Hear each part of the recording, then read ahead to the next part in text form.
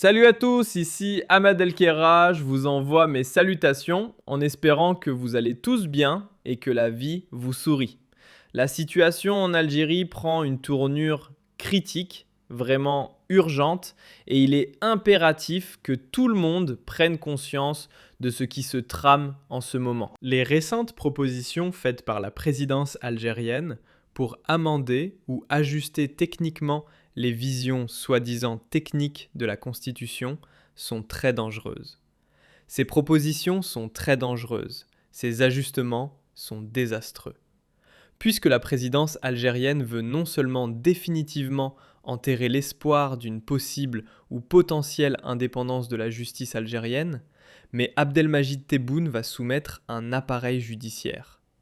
Vous allez me dire qu'il est déjà soumis, mais cette fois-ci, avec la nouvelle réforme de la Constitution, la nouvelle révision de la Constitution qu'il veut imposer, Abdelmajid Tebboune va devenir non pas un président, mais un monarque absolutiste ou un tyran, qui va détenir tout le pouvoir judiciaire entre ses mains.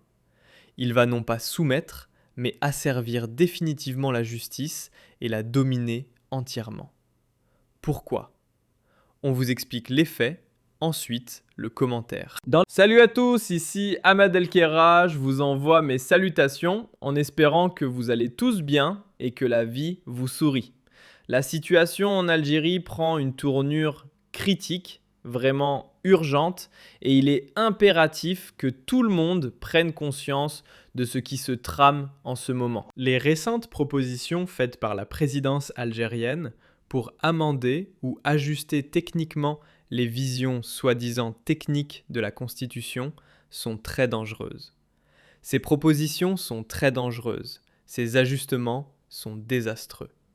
Puisque la présidence algérienne veut non seulement définitivement enterrer l'espoir d'une possible ou potentielle indépendance de la justice algérienne, mais Abdelmajid Tebboune va soumettre un appareil judiciaire. Vous allez me dire qu'il est déjà soumis, mais cette fois-ci, avec la nouvelle réforme de la Constitution, la nouvelle révision de la Constitution qu'il veut imposer, Abdelmajid Tebboune va devenir non pas un président, mais un monarque absolutiste ou un tyran, qui va détenir tout le pouvoir judiciaire entre ses mains. Il va non pas soumettre, mais asservir définitivement la justice et la dominer entièrement. Pourquoi ? On vous explique les faits, ensuite le commentaire. Dans les propositions qui ont été rendues publiques, je le rappelle, samedi dernier, aujourd'hui nous sommes le 26 janvier 2026, c'était le 24 janvier 2026, Boualem Boualem, le directeur du cabinet de la présidence de la République, en présence du premier ministre Sifir Elieb. Parmi les 7 propositions principales qui ont été rendues publiques par la présidence algérienne, il y a une révision de la Constitution, il y a justement un changement qui va concerner le fonctionnement de la justice. Il s'agit donc de revoir le fonctionnement du Conseil supérieur de la magistrature. Abdelmajid Tebboune veut supprimer l'exigence de l'avis conforme du Conseil supérieur de la magistrature pour nommer les juges aux postes spécifiques, pour décider du mouvement annuel des présidents de cour, de justice et des procureurs généraux. Le président de la République considère qu'il est lui-même le président du Conseil supérieur de la magistrature. Donc, il n'aura plus besoin de l'avis du Conseil supérieur de la magistrature pour nommer les juges dans les postes qu'il veut, qu'il désire ou qu'il souhaite. Et pour chaque année, vous savez, il y a un mouvement. Chaque année, il y a un mouvement annuel. Les présidents de cours de justice sont soit maintenus, soit changés. Ou les procureurs généraux, au niveau d'Iwilaya, sont soit maintenus, soit changés.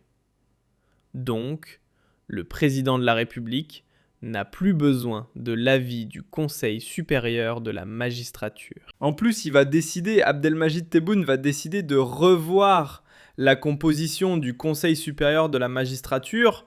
Il va supprimer les membres qui sont désignés par le président du Parlement et du Conseil de la Nation. il va supprimer les membres qui vont être désignés par le syndicat, par la représentation, par le syndicat des juges, et il va supprimer le poste qui était attribué au niveau du Conseil supérieur de la magistrature au président du Conseil national des droits de l'homme.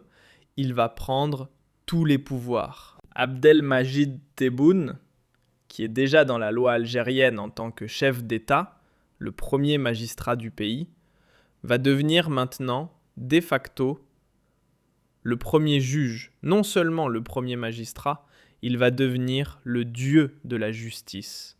Il va devenir le dieu des juges. C'est lui qui décide tout ce qu'il veut, quand il veut, sans demander l'avis de personne. Et cela, c'est grave. Et cela menace. Non seulement on n'a pas une justice indépendante, mais là, la justice va être privatisée. Elle sera entièrement au service du président, de son clan et de son entourage. La justice algérienne va dépendre totalement de ses humeurs, de ses certitudes, de ses décisions. Je rappelle que le Conseil supérieur de la magistrature en Algérie est cité dans la Constitution. Et c'est un organe très important. Il y a des articles de la loi en Algérie et des articles de la Constitution algérienne que nous allons essayer de vous expliquer plus tard.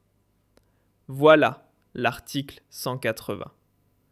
Qu'est-ce qu'il dit, l'article 180 de la Constitution algérienne ? Il dit que le Conseil supérieur de la magistrature, c'est lui qui garantit l'indépendance de la justice. À partir du moment où Abdelmajid Tebboune n'aura plus besoin, il va enlever, il va retirer le droit au Conseil supérieur de la magistrature de donner son avis sur la nomination des juges. C'est bon. Là, Abdelmajid Tebboune viole la Constitution. Comment le Conseil supérieur de la magistrature peut-il garantir l'indépendance de la justice s'il ne peut pas donner son avis pour la nomination des juges, des présidents de cour et des procureurs généraux ? Ce n'est pas possible. Le Conseil supérieur de la magistrature en Algérie est présidé par le président de la République, ce qui est déjà anormal dans les pays civilisés et développés. Normalement, le Conseil supérieur de la magistrature est dirigé par des juges. En Algérie, il est dirigé par le président, par le chef de l'État, par un homme politique qui n'est pas un juge. Le président de la Cour suprême, c'est lui le vice-président. Il y a le président du Conseil d'État, il y a 15 magistrats qui sont élus par leur pairs selon une répartition bien précise. 3 magistrats sont élus par la Cour suprême, 2 magistrats de siège et 1 magistrat du parquet général. 3 magistrats du Conseil d'État, 2 magistrats de siège et 1 commissaire d'État. 3 magistrats de cour, 2 magistrats de siège et 1 magistrat du parquet général. 3 magistrats des juridictions administratives, autres que le Conseil d'État, dont 2 magistrats de siège et 1 commissaire d'État. Par la suite, il y a 6 personnalités qui seront choisies en dehors du code de la magistrature. Et elles doivent être choisies par 2 personnalités. 2 personnalités seront choisies par le président de la République. 2 personnalités seront choisies par le président de l'Assemblée nationale, le Parlement.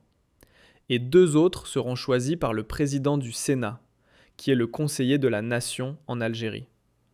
Donc en plus, il y a 2 magistrats qui sont issus des formations syndicales des magistrats, et il y a le président du Conseil national des droits de l'homme qui siège au Conseil supérieur de la magistrature. Abdelmajid Tebboune va changer la constitution algérienne pour enlever le droit aux syndicats des magistrats de nommer eux-mêmes 2 magistrats dans leur propre organisme, qui gèrent leur vie, qui gèrent leur activité, qui gèrent leur secteur, qui est le Conseil supérieur de la magistrature.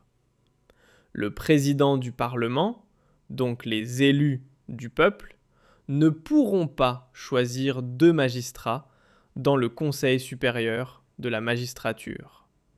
Et le président du Sénat ne pourra pas, lui aussi, choisir 2 magistrats comme membres du Conseil supérieur de la magistrature. En réalité, c'est Abdelmajid Tebboune qui va pouvoir choisir les membres du Conseil supérieur de la magistrature. Tous les autres membres sont des postes techniques qui appartiennent à la Cour suprême, au Conseil d'État ou aux juridictions administratives, etc. Donc Abdelmajid Tebboune va dominer totalement. Non seulement c'est lui qui préside le Conseil supérieur de la magistrature, mais c'est lui qui décide, qui va nommer les juges.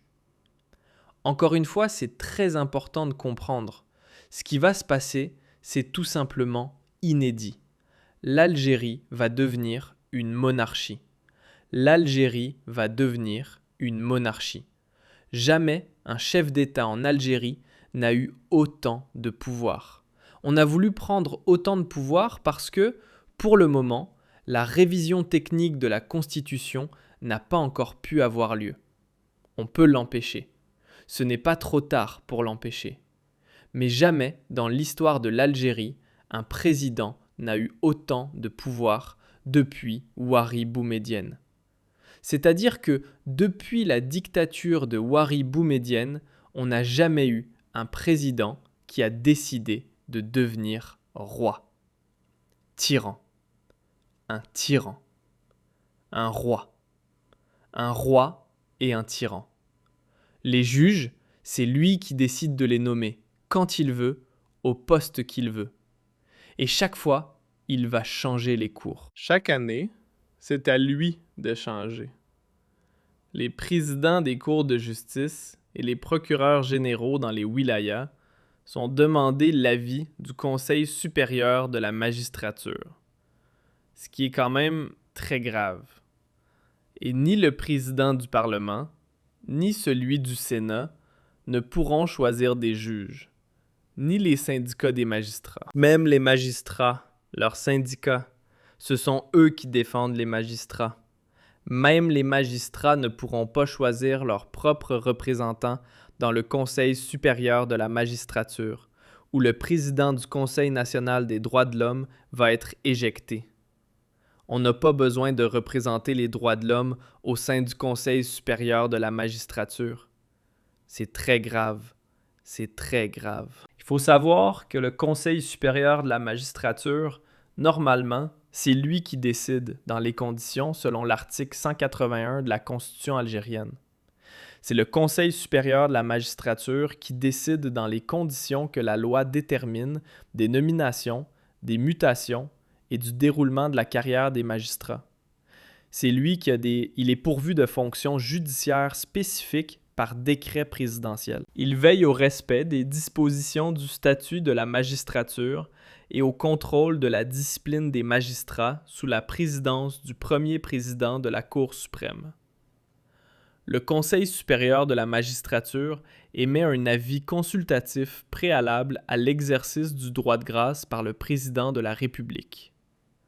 Normalement, le président de la République, avant de mettre en œuvre une décision de grâce, doit demander l'avis du Conseil supérieur de la magistrature. Donc, le Conseil supérieur de la magistrature va être vidé de sa substance.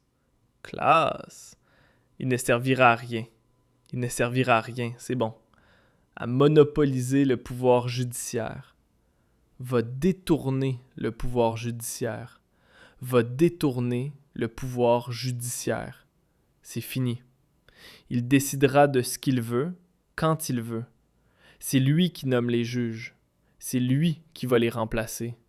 C'est lui qui va les permuter chaque année.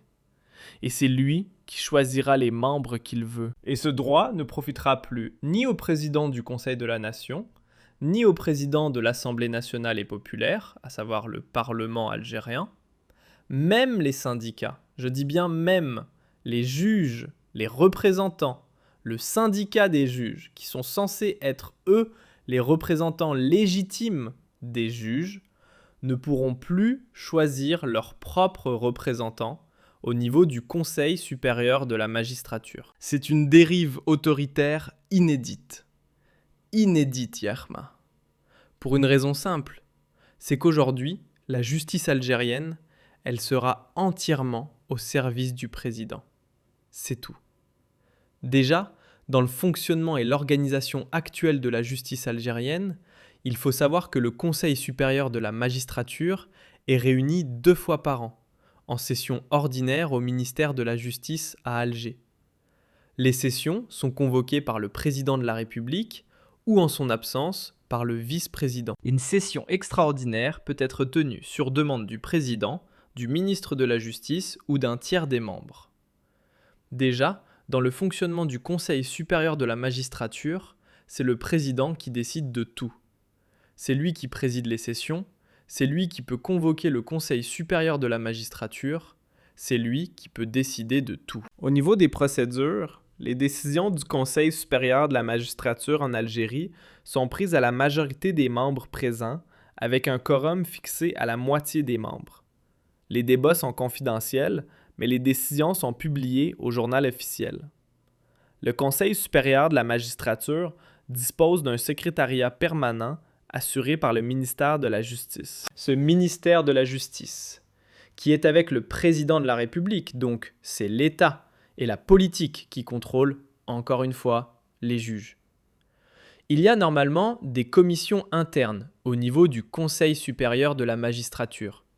Ils peuvent former des commissions spécialisées pour examiner des dossiers spécifiques, par exemple sur la corruption, sur les affaires de trahison, sur la discipline des juges, etc. Et les juges, normalement, leur conseil de discipline, c'est au niveau du Conseil supérieur de la magistrature.